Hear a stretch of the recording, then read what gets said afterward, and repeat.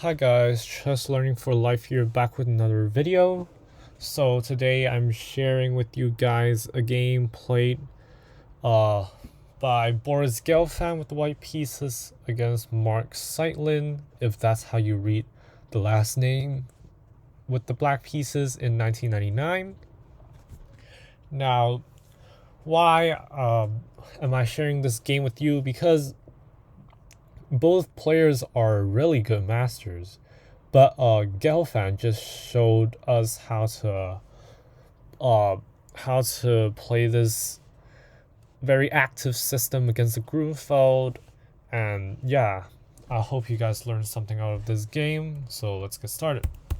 So this system that I'm talking about, it's not the classical system against the Grunfeld, but instead it is this system where you have a knight on f3 instead of having bishop on c4 and knight on e2.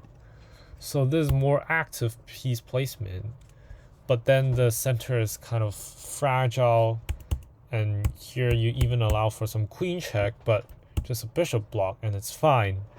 And why is this system very active, very provocative? Because it gives away this a2 pawn. For more open files and quicker development after castles, here I think the best idea is to actually fianchetto this bishop, go for a double fianchetto targeting the center, and this b6 also blunts this rook. But if you go b6, bishop b7, then maybe the rook would come to a1, and yeah, you just see this what happens also in the Benko. It's just these are connected past pawns, but then they are also potentially easy targets for white. So here knight d7, bishop b4, already putting it to a more active square, knight b6, and now of course you don't take because of rook e8, and after bishop moves away, this very vital e4 pawn gets lost, so of course you don't take on e7, but instead you go queen h3, a very prophylactic move.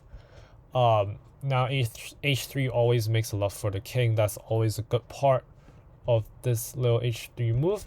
And second of all, it prevents bishop g4, which black delayed a long time to play. It's always a good idea if you're not fianchettoing this bishop on b7 or getting it out to a6, that you actually get it to g4 now that the knight is on f3, because trading right here is good for black, because this bishop is normally the bad bishop for black in this Grunfeld defense, unless you can get it out to a very active a6 square or b7 right here. So trading it off for this beautiful knight would weaken this d4 pawn, and if you get a rook here, you might force d5. Now d5 is a really big concession, because now this center is not flexible and it only controls the light square, while this dark square bishop could roam 3. And sometimes you will also go e6. This is a very typical idea in the Grunfeld. That's why you want the bishop out of the pawn chain. Now h3 just stops all that.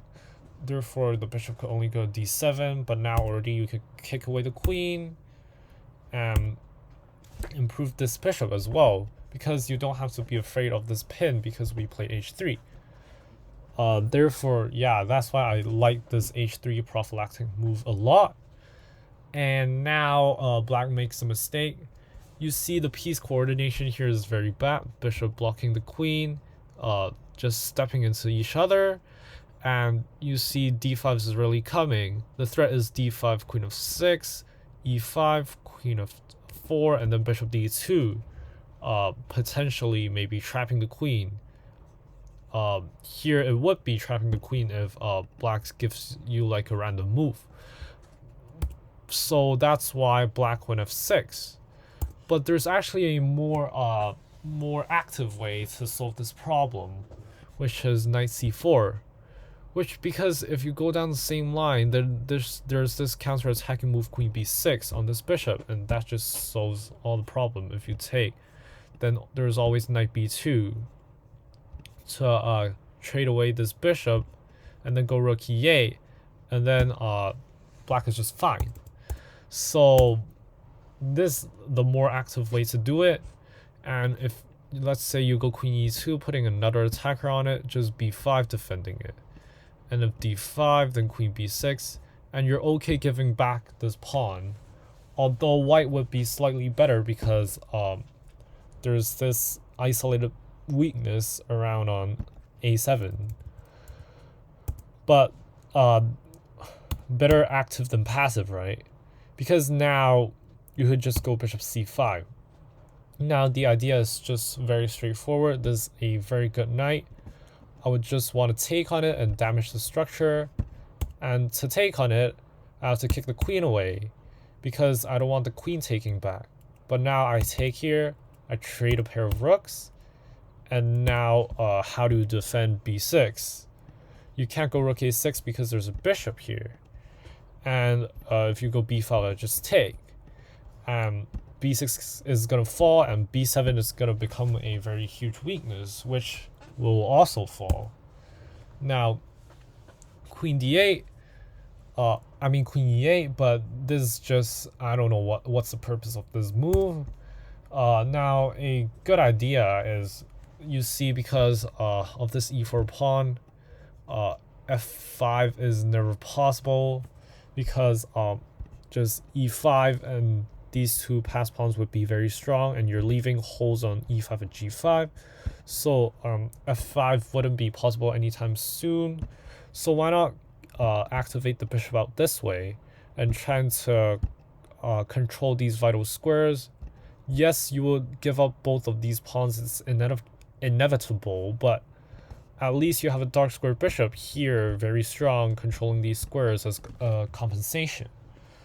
But instead, black went queen e8, which after I take, and then black tries to harass the bishop, but then it just improves it to a better diagonal, even against the king. And now black just blunders the game away, but it was already very hard to play. Here you have to go with the rook back, and maybe after it takes, there's rook b8, and if d6 check, then you're just gonna try to hold this position when white is winning this pawn, because there's no rook b8 now, and there's no good discoveries. So that's how you should play it. But the most natural rook takes e4 just loses the game away, because now white can activate his pieces with tempo. Firstly with queen takes b7, which threatens d6 check, winning the rook. So you have to move the king away, but now you activate with rook c1, and now you're just threatening rook c7. And yeah, a queen and a rook down the 7th rank with a lot of targets right here. Black is not surviving this. He went rook e2 and try this little trick. If you take here, then there is rook takes b3 and queen c7. And then now this pawn is very well defended. And there's this little trick right here with bishop h6. Now you may think, oh, I want the queen right here, but nope. This deflects a queen away. So there's this little trick that actually saves black. So here, a very nice touch to the game, a very clean way to finish it off. Do you see the final idea of this game? Try and pause the video. So the final idea, really critical idea of this game, is just d6, breaking everything open.